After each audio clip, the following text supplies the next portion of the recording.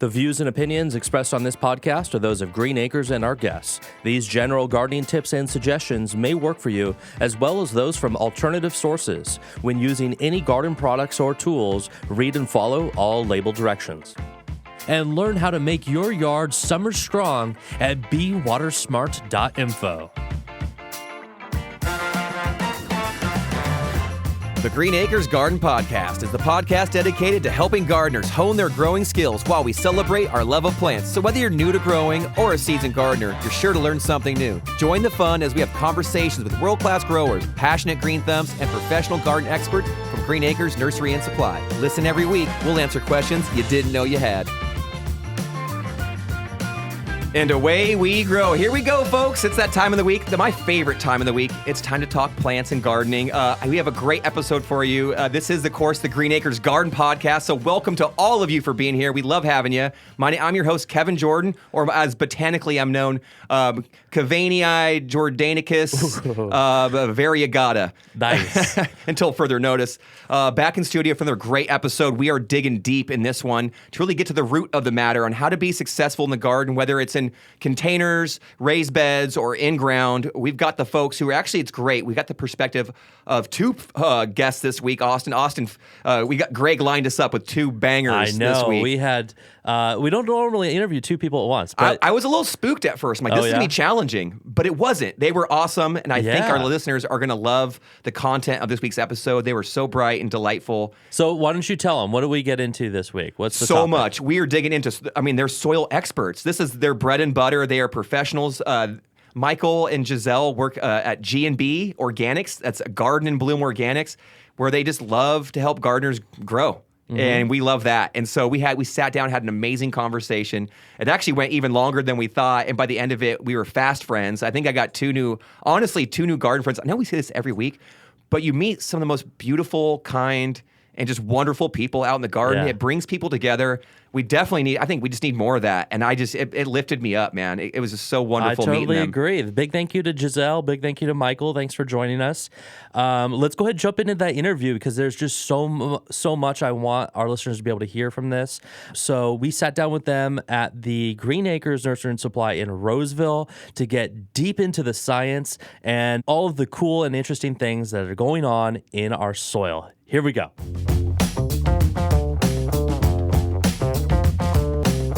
This year is our 100-year anniversary. Congrats. Yeah, it's really amazing. Fourth generation. The fifth generation has already been born. He's about a year old.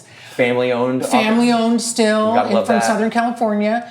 And they really were people that believed that no landscape matter should be going into the landfill. Like all of these things should be composted. Love that. We don't use any curbside, but landscape material composted down. So we're a composting company. That's what we've done for 100 years. My name is Giselle Schoniger, and I've been with Kellogg for 25 years as their organic gardening educator. And we have two brands and two channels of trade. So Kellogg Garden Products is one channel of trade. And in Southern California, you'll see us everywhere. You'll see us at the big box stores. Yep. You'll see us at the garden centers.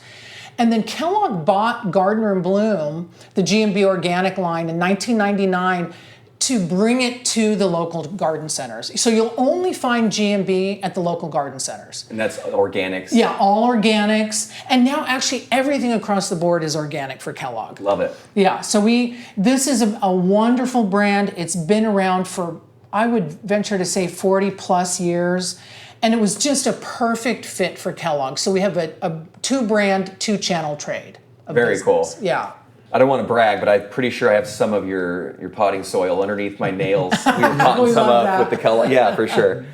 So I love it. I've always heard dirt is what's underneath your nails, and soil is what we're hoping to grow our plants in. Well, soil is alive. Yes. Dirt is just a dead mineral composition.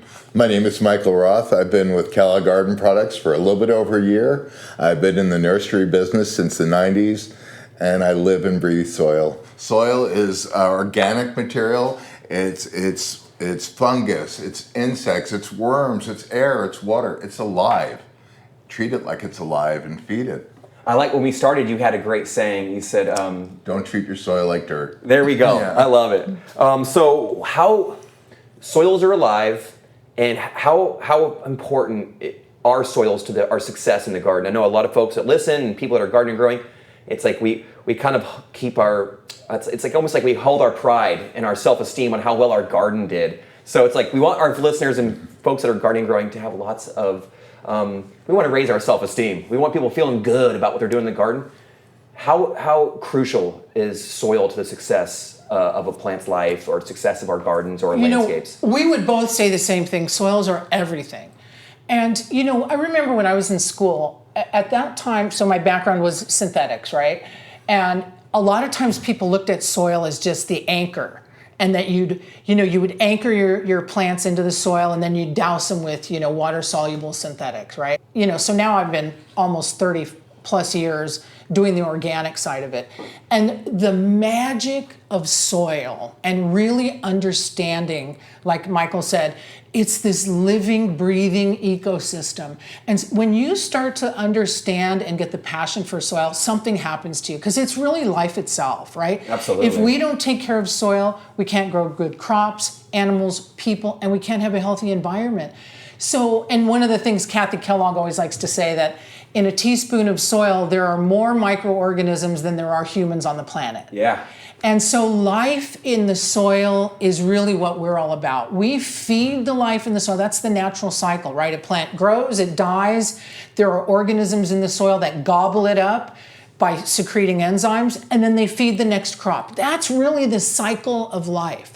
Whereas a synthetic is really designed just to feed the plant at the expense of the soil. It's all short-term quick fix in the chemical side of it. Whereas the organic side is really, it's sustainable. It's a longer lasting feed. Yeah, we want some sustainable abundance. We do, we really do. So you need to keep feeding your soil. Feed your soil feeds the plants feed us.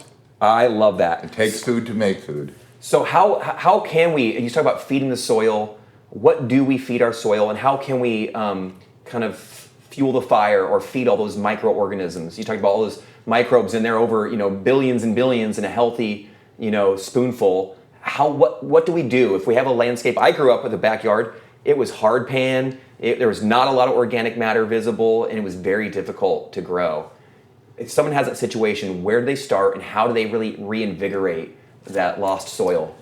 I mean, the first thing is you really have to know what kind of soil you have. If you have a loose, sandy soil where water just washes through that soil fast, it means all the nutrients are going to go with it.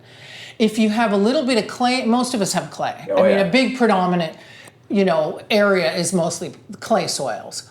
One of the redeeming qualities of clay is that it has this negative charge, right? So those are the cations. The cations, right? So it's negative, so it's an anion, right? There we go. Clay soil is negatively charged, but a lot of the nutrients like the calcium and the magnesium, the potassium, hydrogen, ammonium, those are all positively charged. And when you create a soil that's open, that's breathable, the soil can literally become like a pantry to store nutrients so that the plant has access to nutrients whenever it needs it. In a sandy soil, there's no charge. So those nutrients wash out of the soil. Leach right out. Yeah, so you need more organic matter. So it's always really about some kind of organic matter, whether it's your own compost, and I'm sure a lot of the listeners are composting themselves. I've got a pile in my backyard. I love to compost. I mean, it's really an art form, and it's also science, of course, right? So organic matter, we can't really state it enough. We're really not just trying to sell you a bag of material. We really feel that every time somebody buys plants, they really need to nourish that soil by using compost, amendments, and putting their organic fertilizer right in the planting hole. Okay, you're talking about organic matter. For someone who maybe is new to it, what do you mean when you say organic matter? What does that encompass? Organic matter can be small twigs, it could be peat moss, it could be core fiber. All these organic constituents, having a matrix of them is really the important thing, and to blend it with your soil, create some airspace for water to flow through and air to flow through. And compost is great. Just make sure if it smells good, you're doing it right. There we go. I like that. It's true. I mean, when somebody's composting, if it smells foul, it's anaerobic and it's not going to be healthy. Enough oxygen in there. If it's too dry, it means it's not going to function either. So, I think any kind of, we do use a lot of wood, fir bark, rice hulls to open up a soil. We do use peat. Now we are in a time of transition. Yeah. Right? The whole industry is really beginning to, we want to source everything we can as locally as possible. And every facility that we have, we source materials locally. We are still using peat, but we are on the horizon like every other company and every grower in this industry, because bogs and fens and all these marshy areas are places that we filled in, right? Either we filled them in or we extracted everything we could out of them. So we do still have some products that have peat, that have core in them, but we're working on transitioning towards Finding becoming alternatives that are a peat-free. little bit more sustainable.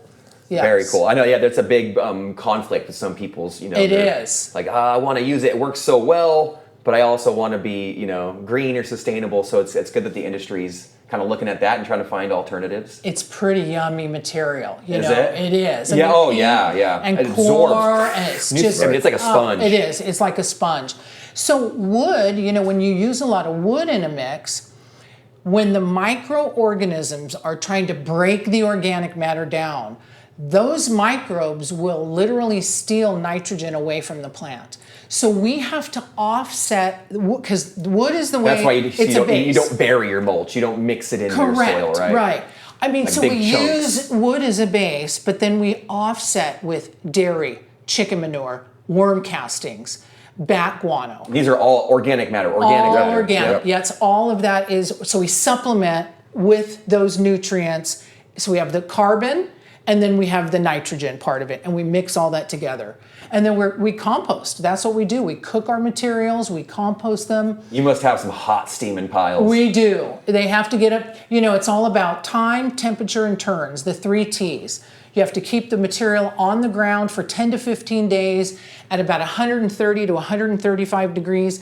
And then the compost goes from cool to medium up to thermophilic composting. So it's about 135 degrees. Actually, we lost one of our facilities, burned down in the 50s because the compost pile ignited. Wow. So we have to be really careful. Compost can get very hot. And then when you turn the pile, you bring air into the compost pile, you turn it, and the whole pile cools down. We do that 5 times, and that's how we get pathogen reduction. Because we don't want to have a bag full of pathogens, right? We want it to be a clean, composted material. And by pathogens, like plant disease and things like that? Well, like if you think of a cow, right? If a cow, does its business, it can have different pathogens. In raw manures, you can have pathogens in the soil. Yeah. And through the composting process, you literally cook out like 99.9% of those pathogens. That's good. So it's really, and all of that we're required to do through OMRI, our certifications. The Organic Material Review Institute? Correct. Yep. That's one of our biggest organizations that And we that's work that with. label that you see on a lot of Correct. organics. Just let you know, hey, we kind of took a look at this and it's organic. Absolutely. So we're OMRI listed, and we also have CDFA, which is California Department of Food and Ag, and it's all about the input. Whatever you put into the system is regulated, and that's actually good for the consumer because it makes us have to do more work on our end to make sure the product's as clean as possible and as healthy as possible. When you build life and when you feed the living organisms in the soil, there are a lot of organisms that have antibiotic qualities. So in the soil ecosystem, about every 20 minutes, every half hour, organisms are multiplying in the soil. If you have organisms that have these antibiotic qualities, they will suppress the disease-causing pathogen in the soil, diminish it, and then take its place in the soil.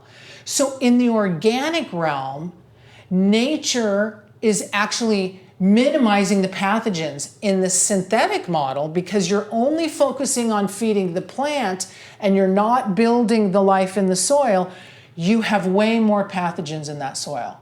You have way more opportunities for a root zone to have pathogenic organisms inhabiting the root zone, whereas in a biological system, you're going to have more of the beneficials. Yeah, Mother Nature has a way of kind of keeping balance. Keeping balance, that's right. And a lot of the salts in synthetic fertilizers just kill all the microbial life that's in there also. Yes. It it takes away life from the soil. It becomes not alive. It becomes dirt. Yes. Is that when you start, like, also you see that crust kind of build up on some of our soils, that can and be you see salt buildup. that condensate just kind of leaves behind that salt residue? And not to mention synthetically grown, like if you use a synthetic on your roses and next week you have this huge lush growth, you look the next day, it's covered in aphids. Mm-hmm. It's Is it somebody? I've heard that too, where it's like all that lush growth. The cells are growing. They're like the cell walls maybe aren't as resilient, and then they're so supple and juicy. The aphids are like, yes, please. And when you look at the NPK, the 3 numbers on a bag of fertilizer. The nitrogen, phosphorus, and potassium, right? Those are primary. Then you have secondary, calcium, magnesium, sulfur, and then all your trace elements. So when you think about an organic, let's just say an all-purpose, is going to be a 555 or maybe a 444. You notice the numbers are always a lot lower on Correct. organics. Because what we're doing is we're feeding the biology, letting the biology break it down, and then they meter it up to the plant. Whereas a synthetic would be, let's say, a 2020 or a 16, right? A 16, 16, 16. Feeding the plant, and the plant performance is no biology in the soil, so you're not getting that nature's pharmacy. Thin cell walls, the internodes, right? You have a set of leaves here, and you have the stem. When you use synthetics, that plant is elongated. The cell wall is thin, leaves, stems, flowers thin, making that plant more of an attractant to bugs, like Michael was saying. With organics, you have thicker cell structure, thicker leaves, stems, and flowers. The internodes are bushier. The plant is tighter. It's not as leggy and wobbly. It's a more compact plant. So, when you really start to understand the magic of soil, I always tell people, if the soil looks crusted over, a minute ago we were talking about it could be salt, but maybe it's just the surface tension needs to be broken.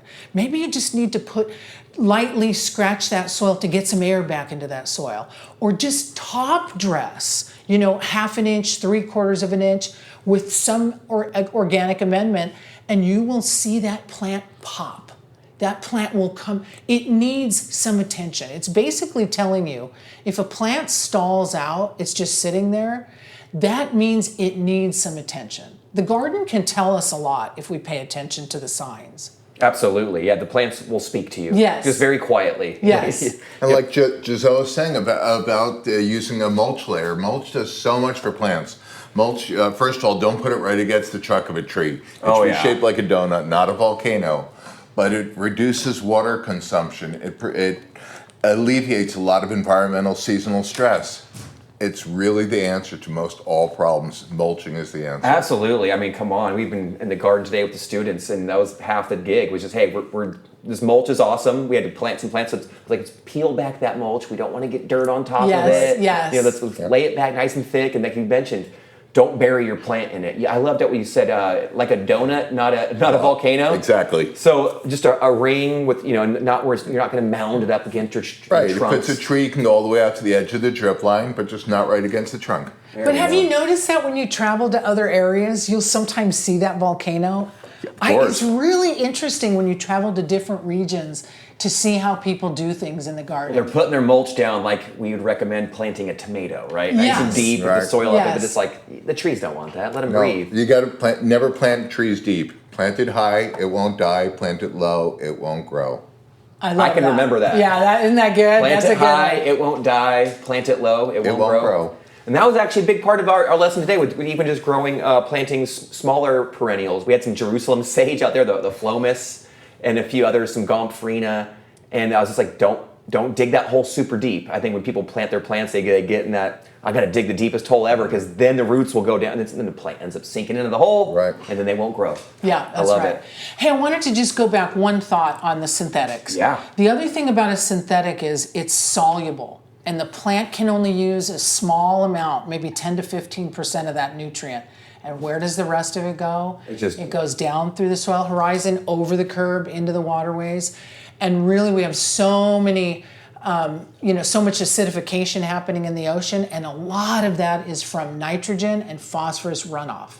Yeah, So you get all we the have an algae impact. blooms Yes. and things like that. Yes. And, more algae than you normally get in the creeks, rivers, and streams. Because it's Yes. it's just plant food. It's Yes. feeding those ones as well. Good to know. So that's another thing, with organic, it's when you bury that in, you can bury that right in the root zone when you're planting something. Actually, we recommend it. Using your amendment or your compost, dig your hole, put your fertilizer right in the planting hole with your worm castings, mix it in, it is non-burning. Whereas the synthetic can be burning. You're always worried about, did I do too much? Yes, yeah, correct. I don't want to burn. I've done that. Yeah, I mean, just dig your hole twice as wide as the container that you're going to plant. Add in like a 30% composted material inside of there when you're doing your backfill and your fertilizer at the time of planting. I think you have to use what you have, right? We all have whatever the soil is that we have. You don't want to throw soil away, is my opinion. No.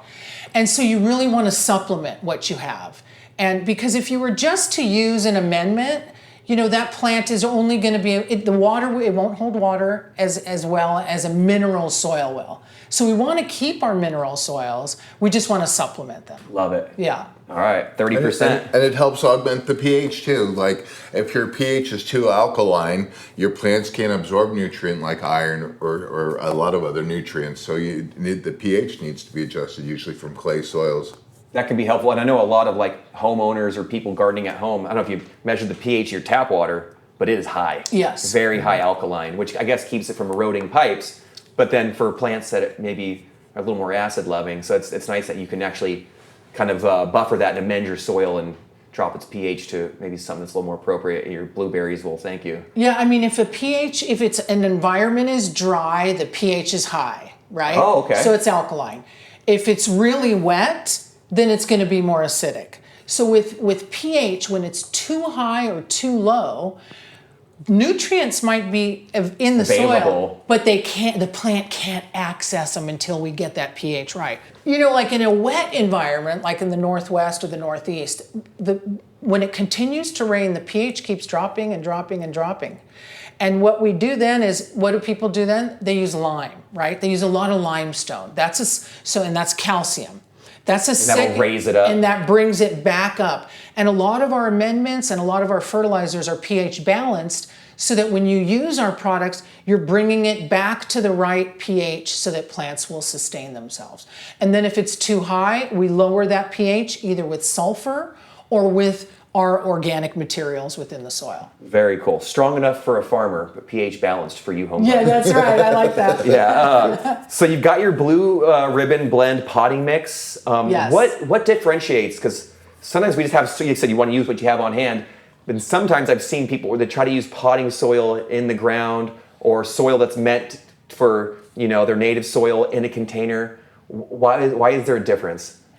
So, a potting mix has to be just right because it's in a container, right? It has to have the right moisture holding, the right breathability, the right nutrients.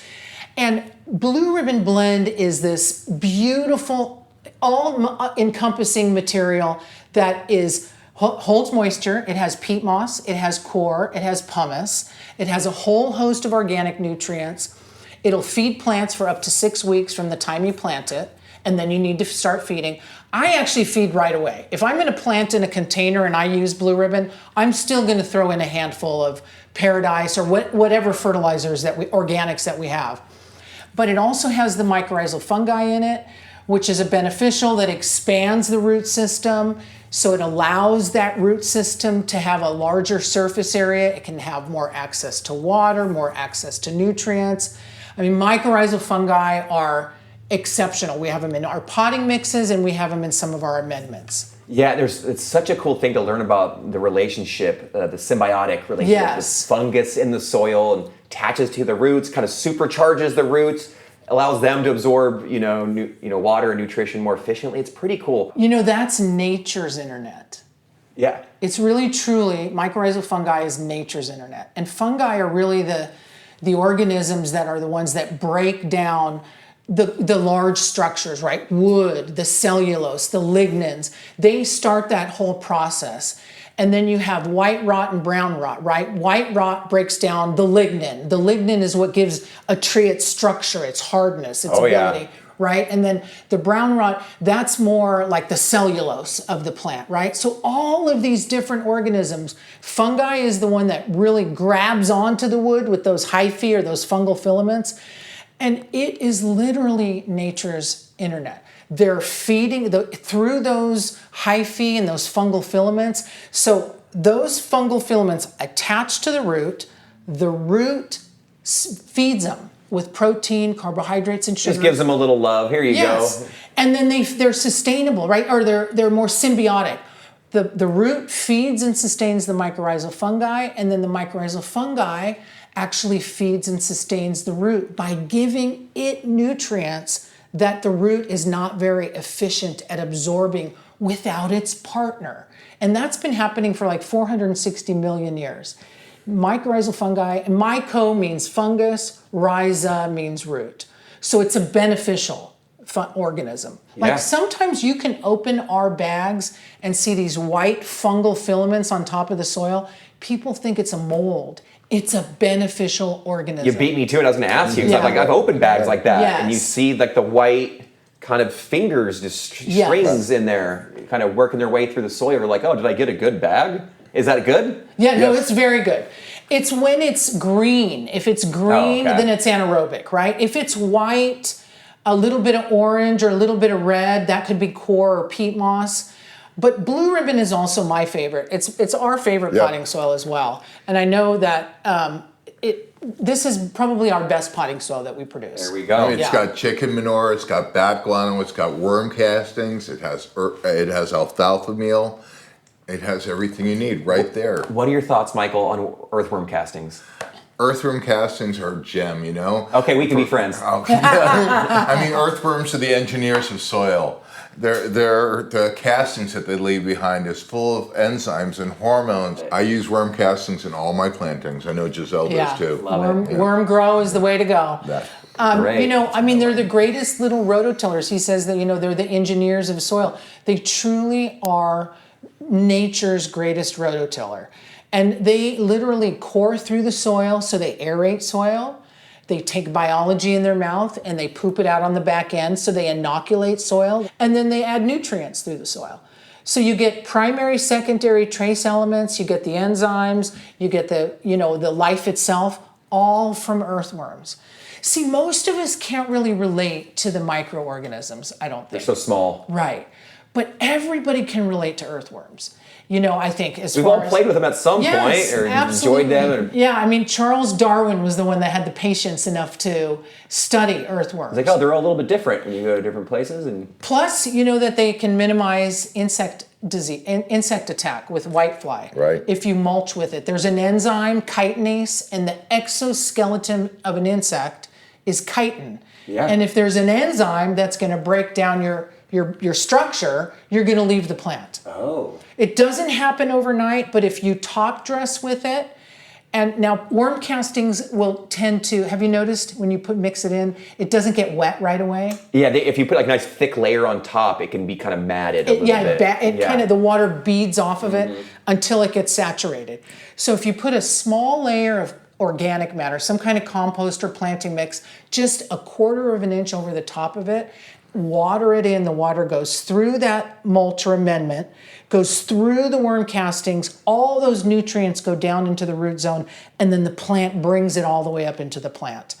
And within a few months, you can minimize giant whitefly. I mean, it really, now we can't put it on the bag because then we have to call it a pesticide.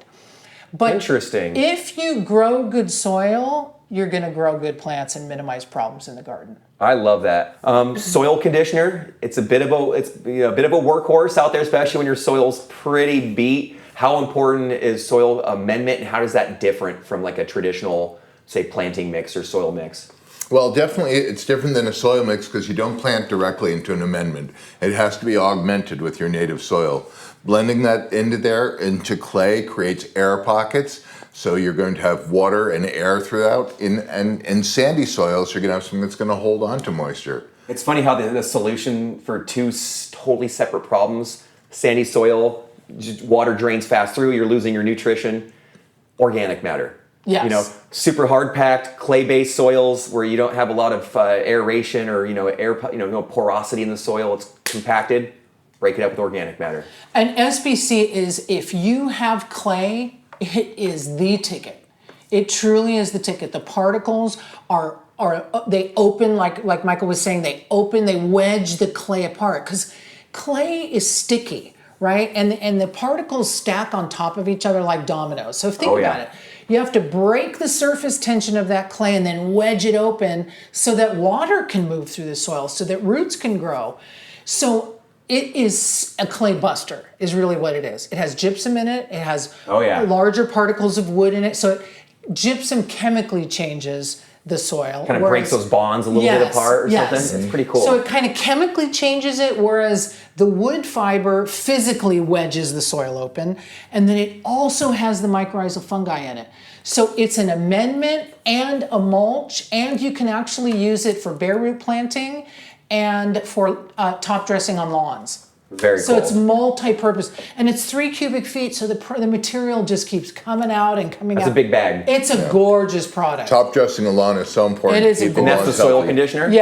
Soil building conditioner. You know, to the homeowners, I mean, I really believe that if you're nurturing your soil, every year you're adding organic matter into the soil, you're using organic fertility, you're using liquids, right? Because plants need the sit-down meal, which is like the pelletized or the granular, but they also need liquids because that's available immediately, right? Yeah. Plant can drink that up right away, whereas the granular stuff that you put in the soil, the microbes have to break it down. Maybe it takes 10 days, right? Yeah. And then mulching. And if you do that in the garden, that is really what sustains a garden to make it healthy, is that yearly application of adding that organic matter on top of the soil. We can't really stress that enough. I love that you brought that up, because I think people will spend some effort one year kind of improving their soil, and they're like, I did it. I've got great soil, and then then a couple of years goes by and they're like, my plants are struggling. My landscape doesn't look quite as like I hoped it would. And it's like, no, you have to come back to it, because the plants that soil is now broken down a little bit. It's further along, and maybe the plants need a little bit more sustenance. Is that 100%? Yeah, definitely. Yeah, 100%. I mean, what we make is the food that makes the system operate. You know, if you're not feeding the system, I like that saying that you have to have food to make food, right? I mean, if we want our fruit trees to produce, we need to feed them. Absolutely. And they also not only pruning, but feeding, top dressing, or mulching those trees is super important. Most people I'm a feeder. So if you do container gardening, you can tell as soon as you cut a plant back, you want to feed it. Anytime you're cutting a plant back, you want to feed that plant. Container gardening, I probably feed my containers probably 6 times a year. Just keep going. And it's microdosing. I'm not like throwing heavy amounts. I just look at the plant, and all plants are going to settle too, right? All of our amendments settle because the wood is fluffy when it's in the mix, right? So stuff settles in a container. You go, where'd all my dirt go? It shrunk by a few inches. It does. It will, and the same with our raised beds. If you're doing a raised bed, always look at any kind of raised bed potting mix really should be your base material to fill the bed. And then you want to put 2 inches of a composted, supercharged amendment over the top and mix that in the top 6 to 8 inches. And then it's always about because it's going to settle 3 or 4 inches. Yeah. Then you want to bring that back up to par, add some more raised bed potting mix into the mix, but it's always then about supercharging. And really, it's mix it up. Add compost. If the water's washing through too fast, add some compost or worm castings to slow that water down. If it's too wet, take a pitchfork in there. You could open that soil up, get a little bit of air in that raised bed. But it's always about, when a gardener starts to see how plants perform with organics, that's when they start to develop their own intuition. I appreciate your time and the amazing lesson. I love learning about this stuff, especially from people who are so enthusiastic and incredibly knowledgeable like yourselves. So I guarantee if you try the blue ribbon, you will like it. Yes. I love that, because I think Guarantee a lot of people right now too, we're looking to kind of transition our our containers from our warm season and get some of those cool season plants in there. And might be a nice time to freshen it up with some fresh potting mix as well. Right on. Well, Michael, Giselle, thank you so much for your time. We really appreciate it. You too. You're so much fun. I bet your students just love you. Yeah, there's a few out there. We'll see. Thank you all so much for Thank having you. us.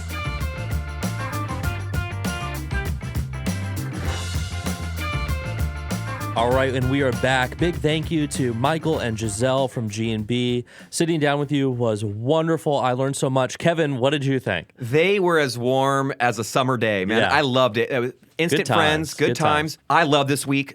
I think any gardener knows that success in the garden typically starts with the soil. And so if you can find soils that work well for what you're growing, I mean, to the moon and back. I mean, you're gonna have so much success. You won't know what to do with it. So let's fire up our gardens this fall, this winter, and this spring. And it all starts with the soil, friends. So I hope you enjoyed this episode. Please go out, have a great week. Get your fall gardens planted. I know I am. I'm so excited for the fall garden. I love it. Not just the lower temps, but I'm looking towards some new crops to eat. You know, I mean, you can only eat so many Nice. tomatoes. I'm ready for some greens. All right. But until next week, garden friends, please treat yourself well. Go out, find somebody, and be super kind to them. And come back next week for another garden adventure. Until then, happy gardening to you all. And please, never stop growing.